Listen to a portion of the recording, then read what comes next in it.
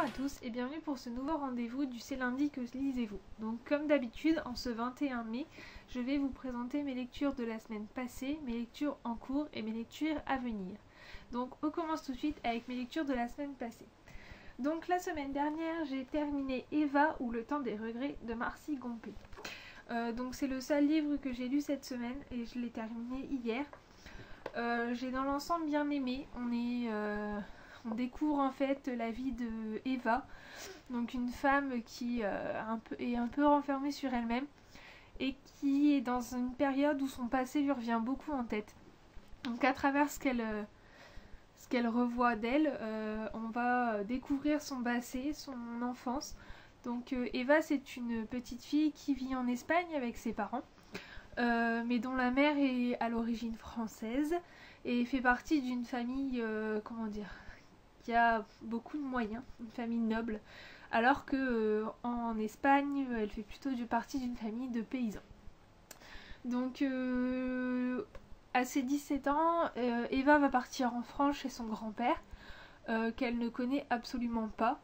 Elle va découvrir un monde qui lui est totalement inconnu, donc un monde où tout est beau, l'argent coule à flot, etc. Et va se plaire dans ce monde. Elle va rencontrer donc Jean Césaire qui va être son premier amour, mais avec qui elle ne se mariera pas puisque son grand-père la promettra à un autre homme,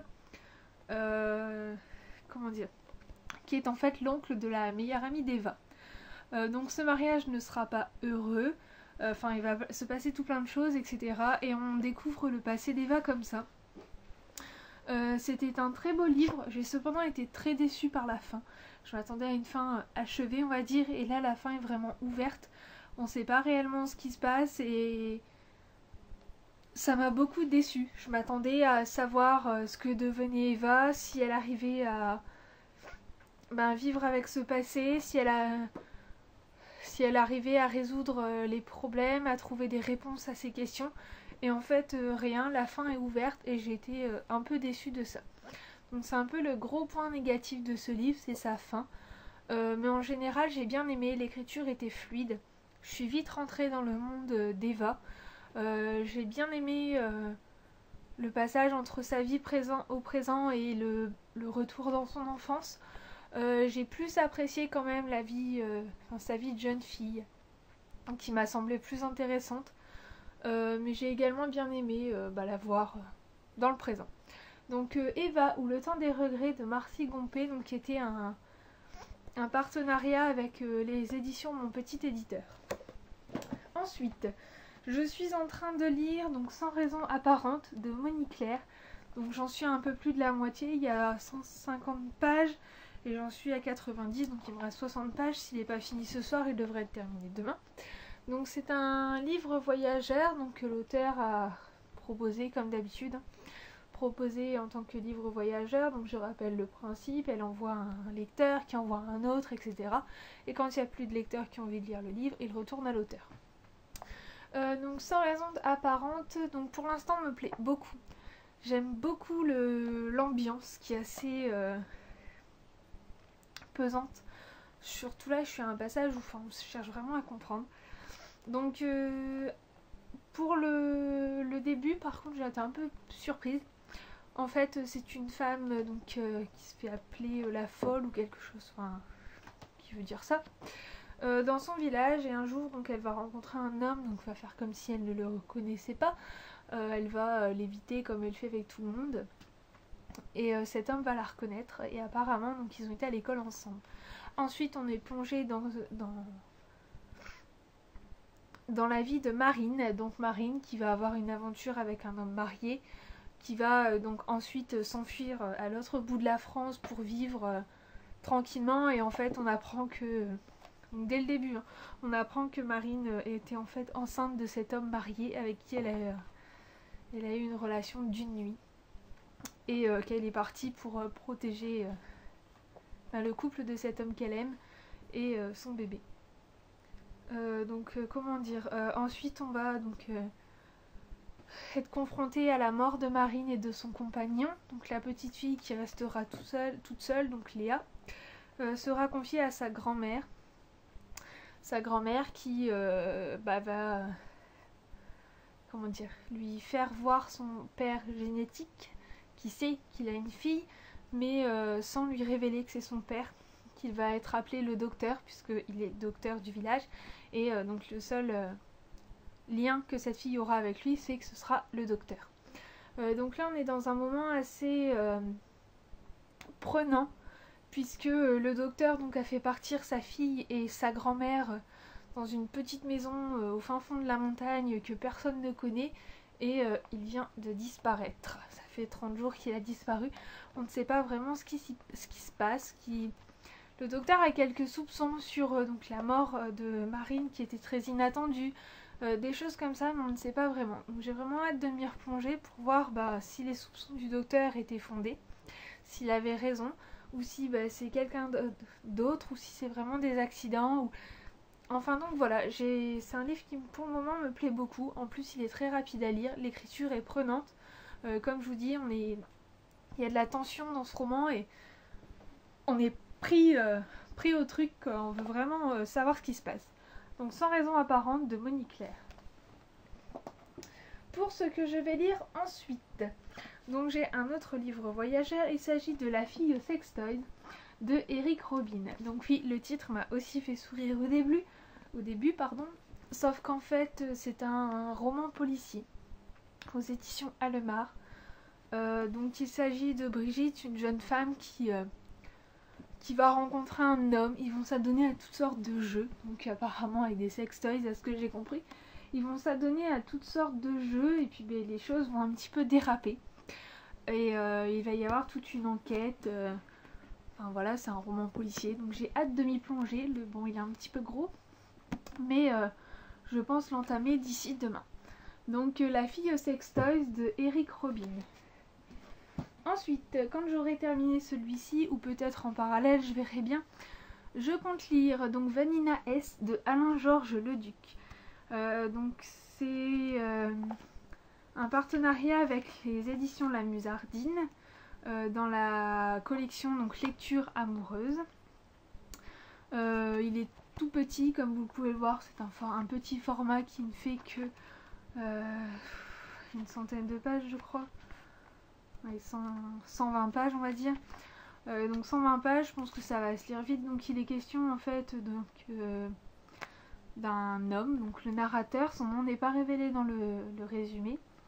Donc le narrateur qui rencontre donc Vanina S et qui entretient une relation avec elle, mais apparemment c'est une relation hors du commun.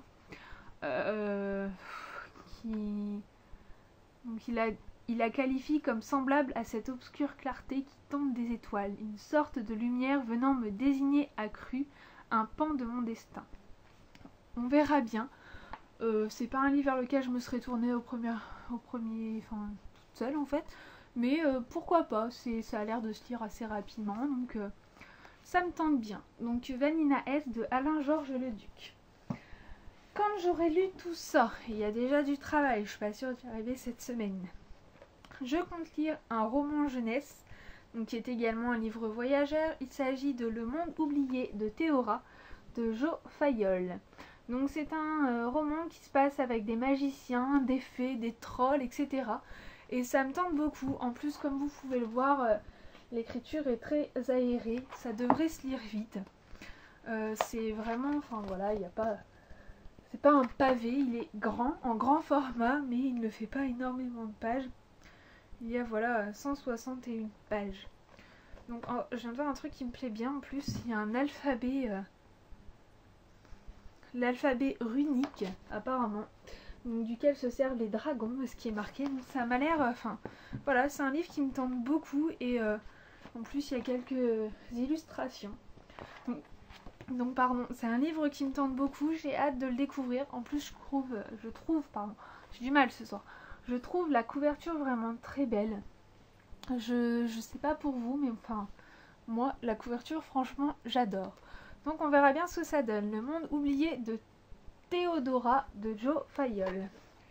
Ensuite, en parallèle, parce que c'est un recueil de poèmes, donc je compte lire Autant en emporte l'esprit de Yann Olas. Donc c'est un recueil de poèmes. J'avais déjà eu l'occasion de lire un recueil de poèmes de cet auteur que j'avais adoré, il m'avait vraiment beaucoup plu. Ma chronique est sur le blog d'ailleurs, donc vous cherchez dans le sommaire Yanolas, donc à la lettre L pour son nom de famille, et vous trouverez ma chronique. Donc j'avais adoré ces poèmes, ils se lisaient vraiment tout seuls, ils sont beaux, ils sont simples à lire, mais en même temps il y a des messages, etc. Et j'avais vraiment beaucoup aimé, donc je me suis dit que comme l'auteur proposait celui-ci, donc autant on emporte l'esprit en livre voyageur, c'était l'occasion d'en relire un, et comme le premier m'avait beaucoup plu, je me suis laissée tenter. Donc je le lirai en parallèle des autres livres, je pense qu'un poème de temps en temps, ça peut être sympathique, donc voilà. Donc c'était Autant en emporte l'esprit de Yanolas. Donc c'est tout pour C'est lundi que lisez-vous, qui pour une fois est assez rempli, plutôt au niveau des lectures à venir que des lectures passées. J'espère maintenant que mes examens sont terminés, etc., que je suis rentrée chez moi, le déménagement est fini, tout ça, j'espère retrouver un rythme de lecture convenable. Peut-être même en profiter pour lire un peu plus qu'à la normale, comme j'ai pas grand chose à faire. Et pouvoir écouler déjà tous les livres voyageurs que j'ai reçus, et pourquoi pas commencer à taper un petit peu dans ma palle pour dire qu'elle diminue, parce que j'achète lors des brocantes. C'est d'ailleurs le seul moment où j'ai le droit d'acheter, comme je participe au challenge Page à zéro et que je dois lire 20 livres avant d'acheter, sauf des livres venant des brocantes, puisque je considère que on y fait de superbes affaires. Pour preuve, j'ai eu les deux premiers tomes des Chevaliers d'Émeraude, donc de Anne Robillard, pour 4 €, donc les 2 tomes, ce qui fait 2 € le tome. Je pouvais vraiment pas laisser passer cette occasion. Enfin, plein de livres comme ça, donc je m'interdis d'acheter des livres donc pour mon challenge, mais je m'autorise quand même les livres dans les brocantes, parce que c'est vraiment des affaires à saisir et j'ai pas envie de laisser passer ça. Donc c'est tout pour C'est lundi que lisez-vous.